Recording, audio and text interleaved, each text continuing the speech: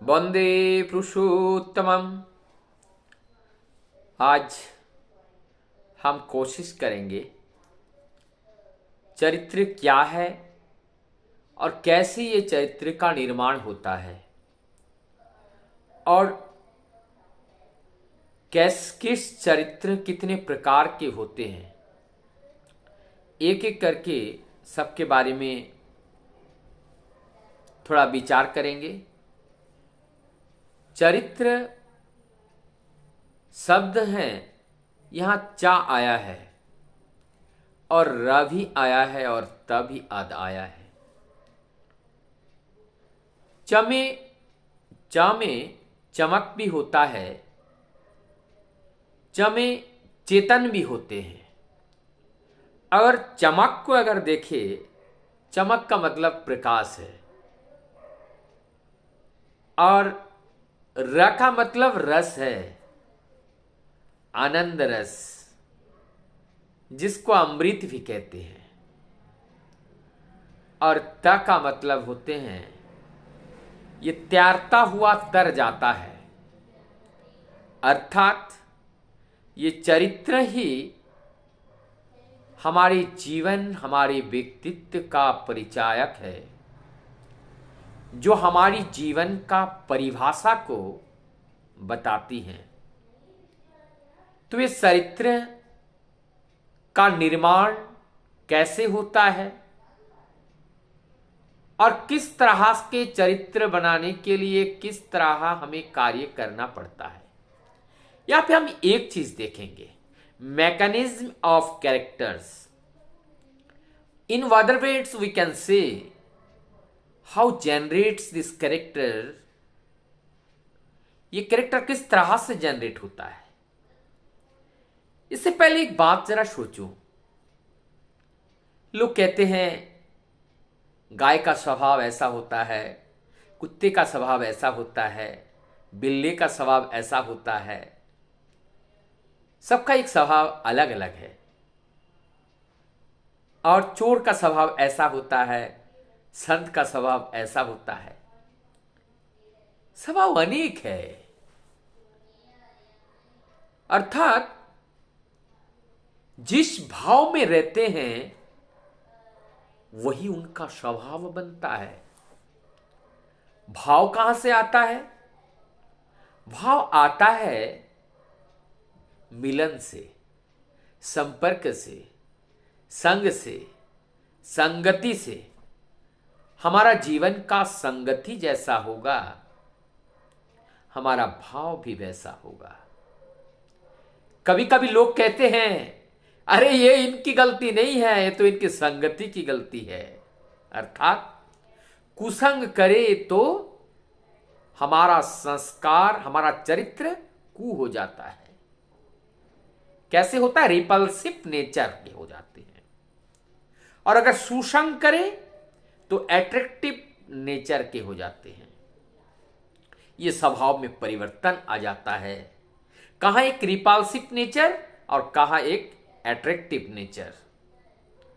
तो इस चरित्र निर्माण के लिए दो चीजें बड़ा इंपॉर्टेंट है, और वो क्या है? चिंता और चलन। चिंता कहां से आती है? जिस कार्य से हमारा देह संलिप्त रहता है वही कार्य हमारे विचार में रहते हैं, वो हमारी बुद्धि में रहती हैं, निरंतर हमारी चेतना में वो जीवंत रहता है। तो अभी क्या करना पड़ेगा? सबसे पहले तो हमारी उस कार्य को चुनना पड़ेगा कि हम किस तरह से कार्य करें। तो कार्य क्या करना है अब यहां स्पष्ट हो गया। एक सुकर्म है, एक कुकर्म है। सुकर्म क्या है? जहां निष्काम कर्म है, जहां हमारी पाने की आशा नहीं है, जहां पे हमारी सब अभिमानित्व का कोई भी लालसा जहां पर नहीं है, लेस मात्र ना हो, वो निष्काम कार्य है। और इस निष्काम कार्य में हमारी जीवन स्वभाव, हमारी व्यवहार सब में परिवर्तन आता है। तो हमें कार्य करना पड़ेगा निष्काम। इससे हमारी चिंताएं आएगी। संग संगति, तो जिस तरह से हमारा कार्यकलाप रहेगा उस तरह से हमारी संगति भी वैसी होगी।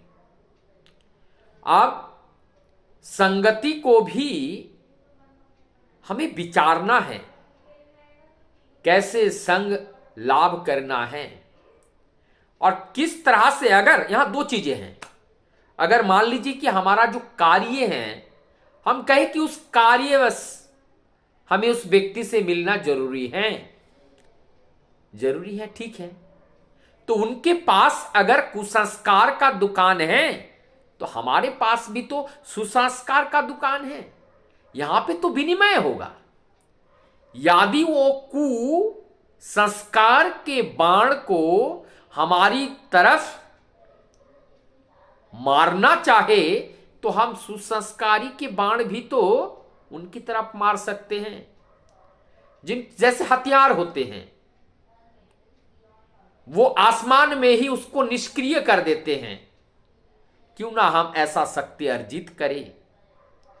कुसंस्कार रूपी जो बाण है वो हमारी पास तक आने ना दे, हमारी सुसंस्कारी बाण से उनको हवा में ही वार करके वहीं पर ध्वस्त कर दे और हम उसे पराजय करें। हम कहते हैं सत्यमेव विजयते, सत्य की विजय होती है, सत्य की जय होती है। तो जब सत्य की जय होती है तो असत्य कैसे हमारी ऊपर विजय प्राप्त कर सकते हैं।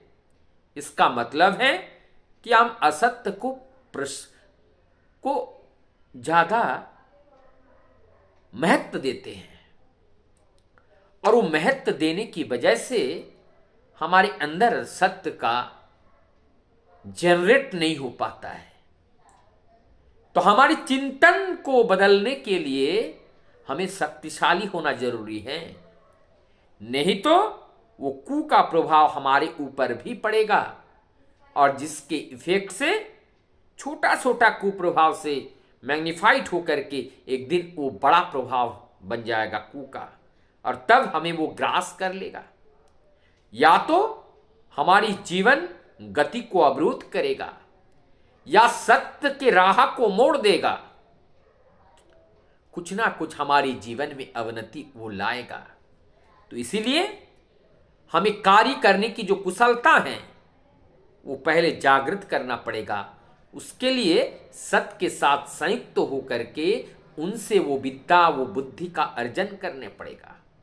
इसलिए तो भगवान श्री कृष्ण जी कहते हैं संजात संजायते श्रद्धा।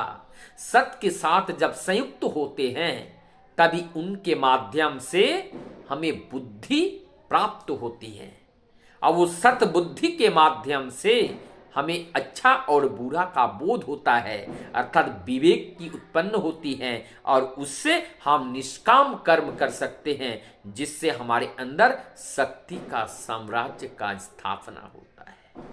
तो ये चिंता। दूसरी बात है चलन। ये जो चलन है हमारी चलन, ये चलन का मतलब है यहां पर एक तरीके का संविधान नियम और नीति। यहां पर हमारा जो चलन है कैसे उस नीति को हम माने, अनुशासनवाद को कैसे हम फॉलो करें। उनकी चलन रूपी जो अनुशासनवाद है वही हमारा जीवन का पथ होना चाहिए, वही हमारे जीवन का चलन होना चाहिए। और जब प्रभु के दिए हुए वो संस्कार को हम अपने जीवन चलने का पथेव बना लेते हैं, चलने का पथ बना लेते हैं, तो निश्चित रूप से हमारे जीवन में अवनति का कोई रास्ता नहीं होते हैं। और तब क्या होता है, हमारा चरित्र निर्माण होता है। और यदि वो चरित्र जरा सा भी सत्य के पथ से मोड़ के चलता है तो वो चरित्र हमारा आदरणीय नहीं होते हैं, ग्रहणीय नहीं होते हैं, और वो चरित्र हमारी जीवन का एक नेगेटिव चरित्र बन जाते हैं, एक धिक्कार, एक अश्रद्धा का एक चरित्र निर्माण होते हैं। और जिस चरित्र से हम अपने और अपने साथ में हम अपने प्रभु को भी, प्रभु के नाम को भी हम डुबो देते हैं। जैसे संतान संतति के आचार आचरण को देखकर, उस चरित्र का निर्णय कर लोग उनकी स्वभाव की या तो भर्त्सना करते हैं या प्रशंसा करते हैं। जब प्रशंसा करते हैं तो ढूंढते हैं उनके आदर्श को, और उस उनकी आदर्श के प्रति लोगों का श्रद्धा बढ़ता है। तभी अगर हम परम पिता के संतान हैं, हमारे चरित्र में परिवर्तन हमारे प्रभु के अनुसार अगर आ रहा है, उस परिवर्तनीय जो स्वभाव हैं, जो परिवर्तनीय जो चरित्र हैं, उस चरित्र से आकृष्ट होकर के लोग हमारे पास आएंगे और आकर के पूछेंगे कि आप अपने जीवन में किसको ग्रहण करके चल रहे हो। ये है वास्तविक याजन, यही याजन होता है। और जब ऐसे याजन कार्यों में हम समर्थ होते हैं, तब निश्चित रूप से हमारा जीवन सफल होता है। सफल और असफल का मापदंड यही है कि यदि हम प्रभु के जो मिशन है, प्रभु के जो महायज्ञ है, यदि उस यज्ञ में हम अपने को आहुति दे पाते हैं, तभी जीवन सफल है। नहीं तो ये जीवन सफल कहलाने के लायक नहीं रहेंगे। केवल झूठे आनंद का उपभोग करते चलेंगे, लेकिन सत्य से हम बहुत दूर रहेंगे। नहीं, और दूर नहीं रहना है। प्रभु के चरण पे आना है और उनके दिए हुए निर्देश का ही चिंतन करना है। उनके दिए हुए पथ को प्रदर्शन करके, उनको पथ को दर्शन करते हुए, उस पथ के अनुसरण करते हुए हमारे जीवन को आगे बढ़ना है। निश्चित रूप से हम चरित्रवान बन पाएंगे, इसमें कोई संदेह नहीं रहेगा।